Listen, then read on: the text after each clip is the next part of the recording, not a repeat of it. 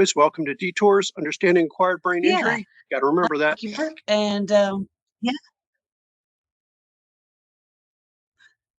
Yes, I'm so glad to be here on Detours Understanding Acquired Brain Injury. And if you don't know me, I have an MTBI due to concussion. And today we are talking about holiday hubbub, the effects of family and friends and disorder on survivors and caretakers. The holidays can be overwhelming, exhausting, and frustrating for everyone. But those of us with disabilities of any kind know that the holidays pack an extra punch. Ultimately, we all want that extra joy and happiness that comes with being with friends and family, enjoying dinners, celebrating the holidays, and the togetherness that comes with it all. The last thing that you want is for anxiety and or depression to set in, especially on account of frustration, overload, and other symptom flares, headaches, dizziness, irritability, light and sound sensitivity, fatigue, and many, many more. And that on uh, based on your individual experience and your individual symptoms, but symptom flares certainly drain us that more. And it's not just us. The survivors that feel the extra weight, our caregivers have more on them too during the holidays. Any holiday, like Mark said, throughout the year. So we really owe it to each other, the survivors and the caretakers, to try to reduce each other's stresses if at all possible. Our caregivers are having to do much more than they normally would, and we need to show that much more appreciation for the extra effort. The last thing that you want is for resentment to build between you, especially during the holidays.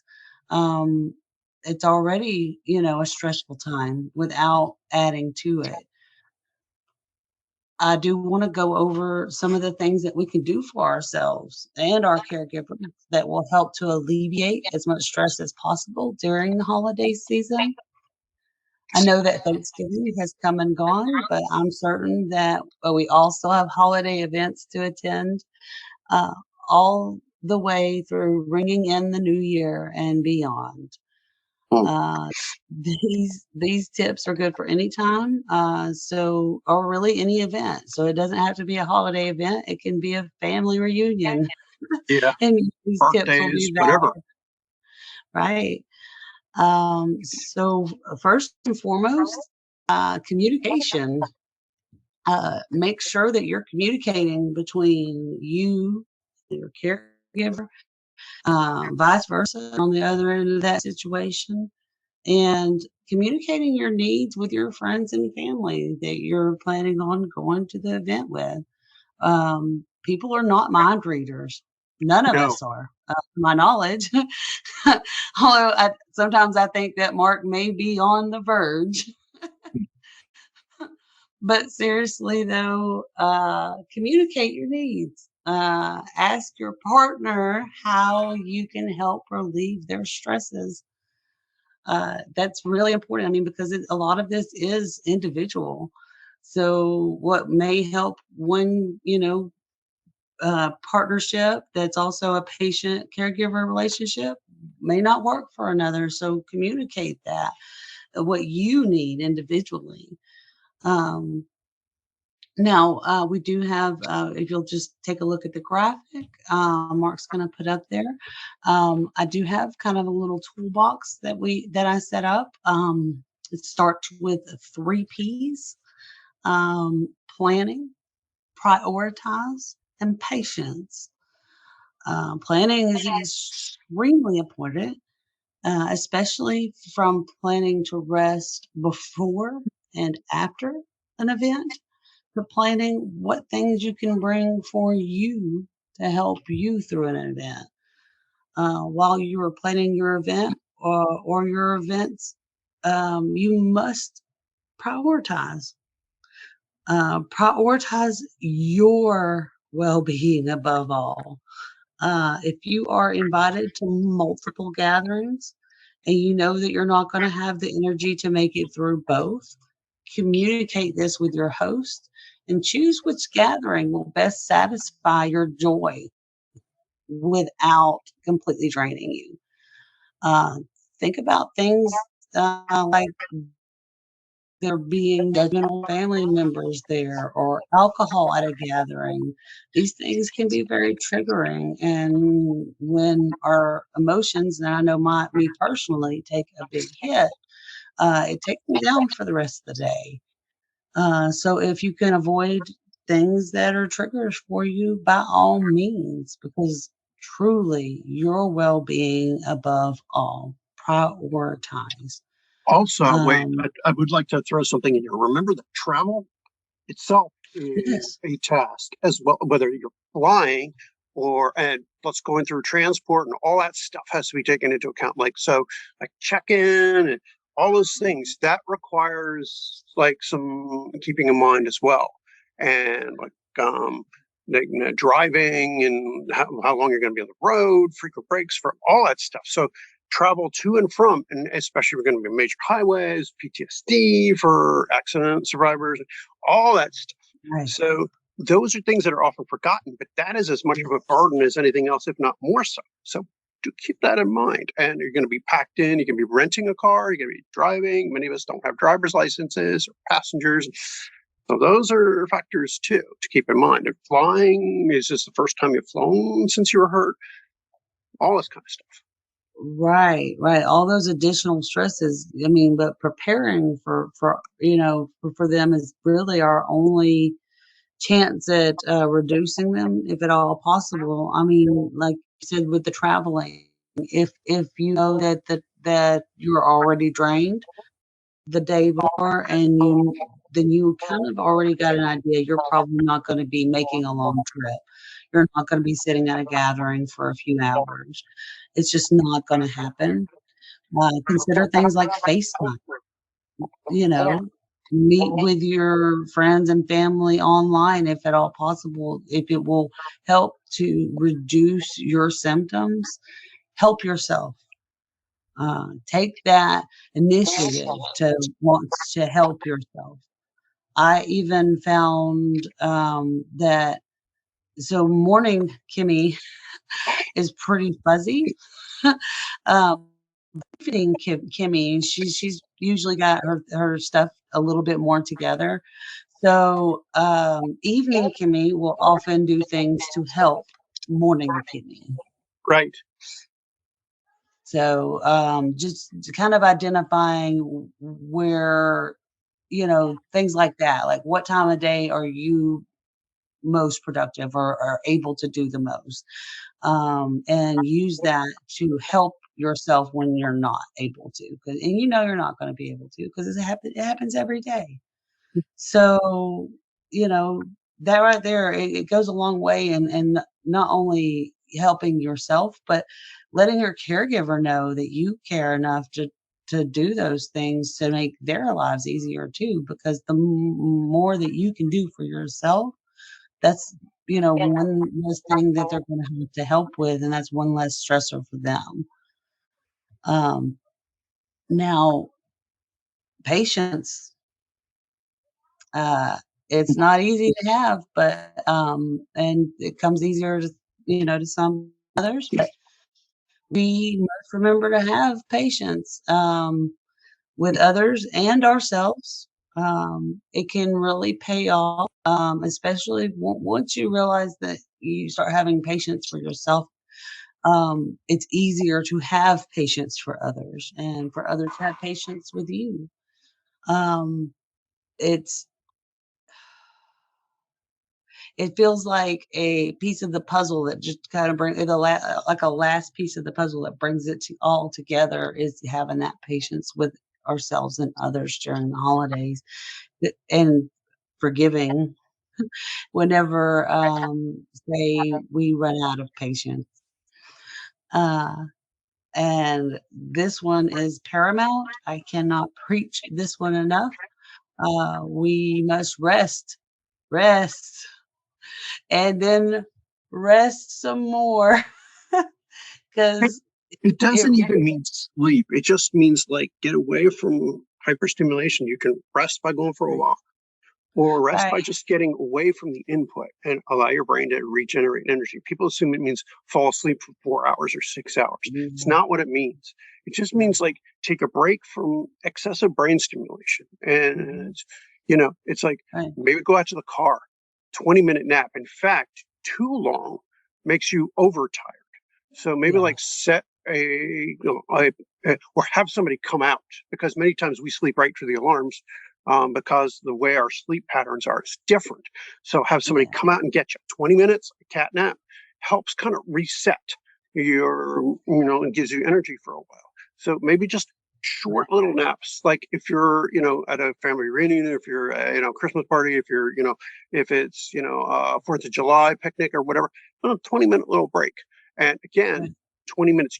What you don't want to do is shift out of REM to non-REM into the deep stuff, because that function is different in your brain. And so just a short 20-minute little snooze, cat nap. And those are very helpful and regenerative. Well, just I mean, to touch on the breaks, and the resting, I found out through cognitive therapy that I am terrible at taking breaks, Mm, and resting. I was always a high achiever like you, Mark, and mhm. it's hard to make yourself calm down and not be productive in some way. Right.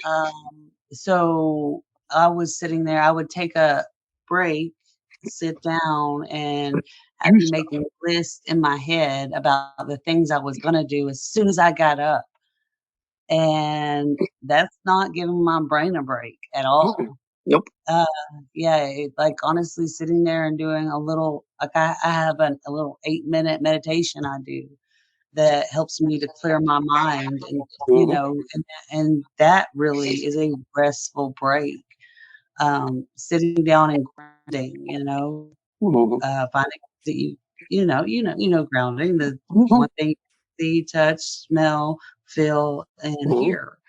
Um, Doing that during, just I mean, yeah, you're thinking about things, but that almost, resets everything where then you can rest your mind. Um, so yeah, I just cannot stress the importance of rest, anytime that you're able to rest, and especially if you feel you need rest. Your body is talking to you. It's telling you, "Stop, Yeah. take a rest." Um, Now something, that you had mentioned is, like, going out to the car.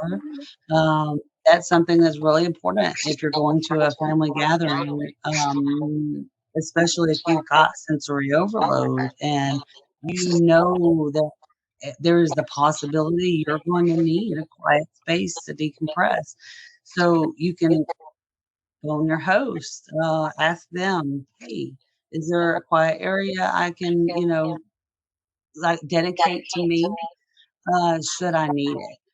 Uh, or, just when you get there, just kinda spy out an area. A recent, family gathering I went to, the porch had, little fire pit and chairs out there. Nobody was going out there, so, it was a good little quiet area that if I needed to go out there and decompress, I absolutely could have stepped right out the door, sat down, and nobody would have bothered me. Um, but do find that dedicated quiet area because you may need it, and if there's not one there, like Mark said, consider going to your car to decompress, like 20 minutes, 30 minutes, however long you need. One of the If you're important things. Oh, sorry. Keep going. I'm sorry. Oh, no, you're fine, No, no. you're fine. One of the important things I want to stress is you don't then park yourself there permanently, because what's going to happen is then you're going to attract people who want to talk to you, because the whole reason for going to these things is to meet, talk to people you haven't seen in a while, and they may be interested. If you just were hurt or whatever, they want to know what's going on in your life. So don't Right, park. that would be, a place where that you're looking for is like just a temporary kind of like thing. Just like a rest and recovery. It's a gas station. It is a neurological gas station. Is a place to get your energy back. It is not a hideaway. I'm dragged here. If you feel like if you feel like you're forced or dragged there, you shouldn't be there. Right. Shouldn't have even gone. So if you're going there because you want to, then that can't be the place where you're going to park the whole time. Instead, that needs to be a place where for 20, 30 minutes, that's it. Because again, you're going to attract people. Because you may be the topic of interest. Even if they're not saying it, you may be the topic of interest. So beware. And so this should be the place you say to your host, hey, look, I need like sometimes 20, 30 minutes to relax. And if they've got the space for it, they may say, hey, why don't you go upstairs into the guest bedroom, just lay for 20 minutes. Again, you don't hide out there. It's also a way to find yourself more and more isolated and cut off, and maybe even the topic of family gossip even more than you are. So again, you don't hide out or go to the bathroom. Maybe there's like one downstairs or whatever, and you just can rest on the toilet. It's like these kind of things. Can you tell that it's been 30 years since I was hurt? And these are things no one told me. These are things I've kind of figured out. Or the car, maybe sleep but again, 20 minutes. You lay down there too long and you're going to be much worse. Right. So 20-minute breaks here and there, just vanish for that or go for a walk. Get to know the neighborhood. You may bump into and make friends with somebody. But again, those places are recharging stations or mental gas stations, if you will, recharging pod. Right. That's what it's for. It is not for you to hide away because you don't like it. Right. So Because if that's what you're using it for, like you said, you shouldn't have gone. That's part of that prioritizing and why it's part of those 3 Ps. Uh, you really gotta prioritize your well-being. If it's going to drain you to go there, do not go. Make a decision that's good for you because only you know what you are going through. And, like you said, topic of family gossip, it's very easy for people to misunderstand people, who are going through anything that they're not going through. Life is highly about perspective, yep. and not many people get it. So, a lot of people have trouble accepting things they don't understand, and their mind goes a little wild with gossip and things that Mhm. the worst case scenario in their mind. And That's also I where wish communication comes in. I A lot of people in the groups will say, well, I don't have to apologize for anything. You are, but here's the problem with that. We offend easily without realizing it. We may say something that seems mean, or we think we understand and we don't completely. We do need to be careful in being overly defensive or saying, like, oh, I thought you understood, or or saying things. It's like this is where our caretakers can help us. Those who are our loved ones, caretakers in our immediate family, can help us. You do if you hurt somebody. It's you may not have meant to knock over that glass. You may not have meant to whack somebody in the face or the nose, but put yourself in their position. If somebody whacked you in the nose or broke something valuable of yours or said something mean to you, you would expect an apology, a sincere one, and an attempt not to do it again. You are no right, better. You are no better. And so you owe the same. You don't owe an apology for having the injury, but you do if you hurt somebody's feelings for your behavior. This is important to stress. It's not apologizing for the injury, it's apologizing for inappropriate behavior. I want to stress that. And for caretakers out there, your loved one doesn't ever owe you an apology for the injury. It's not their choice, it's not their fault. Whatever happened to them, it's not their fault. They don't owe you an apology for the injury. But for bad behavior, yes, disability, and I will say this in every blasted video, disability is an explanation. It is never an excuse for bad behavior, for being rude, thoughtless, selfish, any of those things. It's never an excuse. And if they try to use it as one, they need to be reminded they're not better than everybody else. Okay? All right. Sorry. Micro rant over. no worries. Um, uh, No, I was just gonna move on to, earplugs and headphones. Ah, yes. Now, while I cannot use those, I do know there's a great many of us that can, and canceling out that noise can really help us because we're kind of canceling one of your senses. It kinda helps you to focus all your other senses, and get that calm back that you're looking for, should you get into an overload situation. Um, yeah, like I said, I cannot do it because of the pressure. I can't really do much as far as headphones, earbuds, no Bluetooth. I can't, put, yeah, any hair bows, no headbands, no pressure on my Hmm. head. So, Right. uh, that I would, seek a quiet area I could lay down, and, uh, that would probably be about the best I could do is just try to seek a quiet area. Again, and it's only for short periods. Again, Yeah, you don't want to make this a permanent hideaway because otherwise you're in a place you shouldn't be. You also may want to right. invite people to you. This Allows you a is little true. more control over the situation, or in small numbers, or go out with pure people instead of going to a big old gathering. Right, going to a Just to minimum. restaurant, Yeah. and that will relieve a lot of stress because then there's no cleanup afterward, the restaurant takes care of that. So, these all these tips are great, just anything you can do to add to your toolkit, um, to help you during the holidays, help your caregiver, help your friends and family, understand, these are your accommodations that you need. Mm. That way it's a good time for everybody. Um, but Alcohol. the last thing you don't wanna do is to, avoid something that would give you joy. Alcohol. That's problematic. Yes, It's really not good, and we already have issues with anger and our inhibitions. Many of us, right. not all, but many of us do. So yeah, kind of stand away from that if possible. Maybe like an alternative, like the kids get the apple juice or whatever. Maybe that would be better. And avoiding people who have a little bit too much. If it's your aunt, your uncle, a little too much to drink, maybe stay away from them because they may become aggressive or voice things that might make us very easily angry, even if we don't have bit of feedback there. Right, and I will say I cannot drink Nice. because of my Avoid it. vertigo. Yeah, my vertigo is so bad that if I drink, um, then it looks like it's very cartoony, Mm, and not in a good, funny way either, not for me anyways. mm, Because it feels like with the vertigo as it is, it feels like I'm already drunk without being drunk all the time.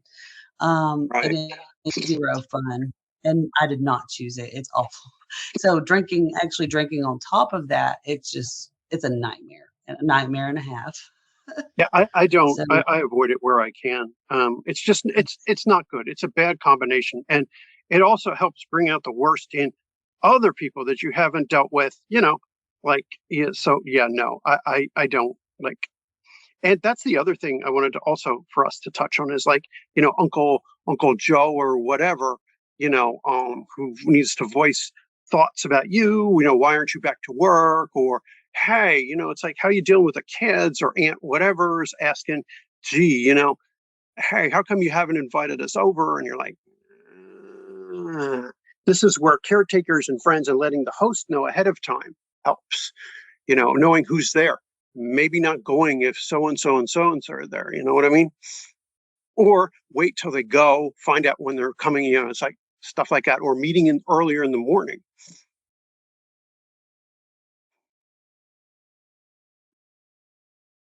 Have I lost you?